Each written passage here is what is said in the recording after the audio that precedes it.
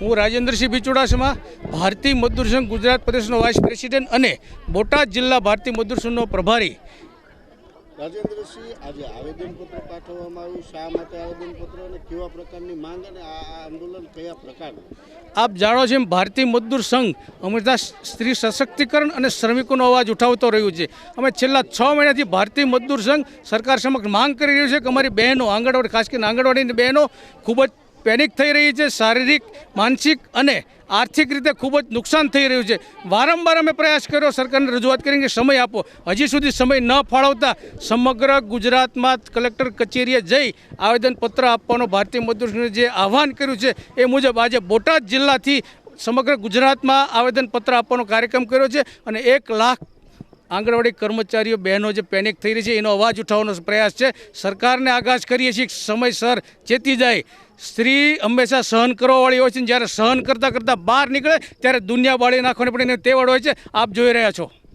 આગામી સમયમાં જો માંગણીઓ ન સંતોષાય તો કેવા પ્રકારની? પૂરી તાકાતથી ભારતીય મજદૂર સંઘ જમીન લેવલે ઉતરી છે। અત્યારે જિલ્લા પર કાર્યક્રમ કર્યો છે, તાલુકા લેવલે, ત્યારબાદ સમગ્ર રાજ્યમાં પૂરી તાકાતથી બહેનો અને ભારતીય મજદૂર સંઘ આપ જોઈ શકો, ભારતીય મજદૂર સંઘનું સમસ્ત યુનિયન આજે હાજર છે। 155 એસોસિએશન છે ભારતીય મજદૂર સંઘ પાસે। આપ જો નગરપાલિકાના કર્મચારીઓ સાથે છે, મધ્યાહન ભોજનના છે, આશા વર્કર છે, સહિતના જે કંઈ આગેવાનો છે ભારતીય જો જિલ્લામાં જે રીતે સાથ આપ્યું, સમગ્ર ગુજરાતમાં 155 યુનિયનો સાથે ગાંધીનગરમાં પણ વિશાળ ધરણા પ્રદર્શન કરવામાં આવશે। હું સમીરભાઈ જોશી, ભારતીય મજદૂર સંઘમાં ગુજરાત પ્રદેશ મંત્રીની મારી જવાબદારી છે। સમીરભાઈ, આવેદન આજે બોટાદ આપવામાં આવ્યું કલેક્ટરને, શું માંગણીઓ અને કેવા પ્રકારનું આવેદન?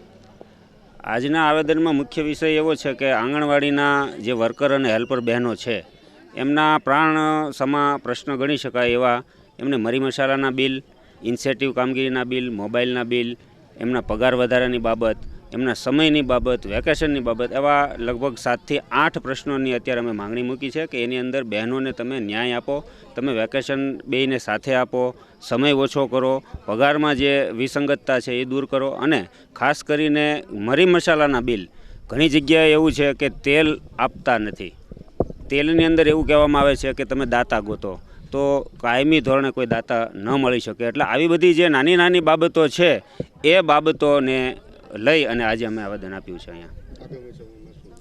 આગામી સમયમાં અમને તો એવી આશા છે જ કે સરકાર અમારી આ માંગણીને ધ્યાને લઈ અને યોગ્ય કરશે જ, પણ તેમ છતાં જો કોઈ પરિણામ નહીં મળે તો અમને ભારતીય મજદૂર સંઘને કેન્દ્ર લેવલથી જે પણ સૂચના મળશે એ મુજબ અમે અમલવારી કરીશું। બેન, આપનો પરિચય? હા, મારું નામ રામાનુજ નૈનાબેન છે।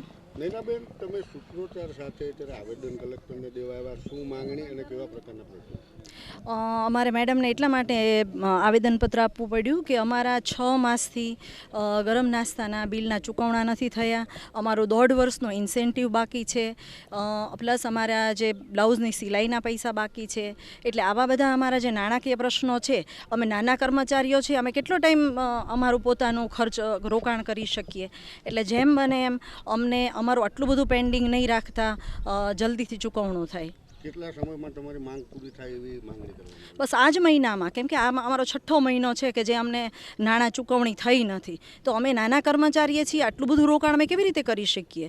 એટલે આ જ મહિનાથી જો અમારી માગણી નહીં સંતોષાય તો આવતા મહિનાથી અમારું જે ગરમ નાસ્તાનું જે રોકાણ છે એ અમે નહીં કરી શકીએ। અમારી મજબૂરી છે કે હવે અમે નથી આગળ રોકાણ કરી શકીએ, એવી પરિસ્થિતિ જ નથી અમારી। કનકબેન શાહપરા, BMSની ઉપાધ્યક્ષની મારી જવાબદારી છે। કનકબેન, આજે કેટલી સંખ્યામાં ક્યાં આવેદનપત્ર દીધું અને શું માંગણી? આજે અમે આપ જોયું BMSની બહોળી સંખ્યામાં, જેમ આંગણવાડી, આશા, મધ્યાહન ભોજન, નગરપાલિકા, બધા જ આપ જોઈ રહ્યા છો એવી રીતના કર્મચારીઓ આવેલા છે અને કલેક્ટરને એક આવેદનપત્રમાં આવ્યા છે। કેટલાય ટાઈમથી આંગણવાડી બહેનોનો પડતર પ્રશ્ન હતો, જેવો કે એમને બઢતી આપવી, નાસ્તાના પૈસા, જેવી રીતને કે 6 મહિનાથી હજી એ લોકોને ગરમ નાસ્તાના પૈસા નથી ચૂકવા, તો એના માટે થઈને સરકાર કંઈક ધ્યાન આપે। જોયું આપણે નાના નાના કર્મચારી બહારથી ક્યાંથી નાસ્તો લાવીને ઓલું કરે, નાસ્તો લાવી અને દાતા ગોતીને લાવે। એટલે સરકારનું આ વિષય ઉપર ખૂબ ધ્યાન આપે, બઢતી માટે થઈને આંગણવાડીની જે બહેનોને અન્યાય થાય છે કાયમી માટે થઈને, કે એમને સિનિયોરિટી પ્રમાણે એમને લાભ આપવો પડે, આવું અમારે સરકારની એક અમારી માંગણી છે। આંગણવાડીનો ટાઈમ 12 થી 3 ન કરે, ઉપર બહુ જે તે કર્મચારી છે એ લોકોને આંગણવાડીના પ્રેશર કરે છે।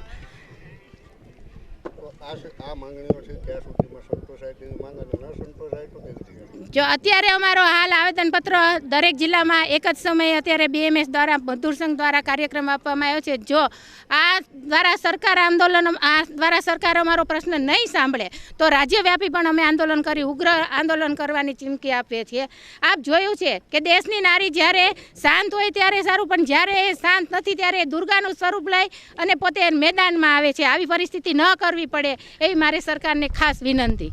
બેન, સરકાર વિકાસની વાત કરે છે તો નાના બચ્ચાઓને નાસ્તાના પણ પૂરા પૈસા નથી આપતા. તમે વિકાસ કહી શકો?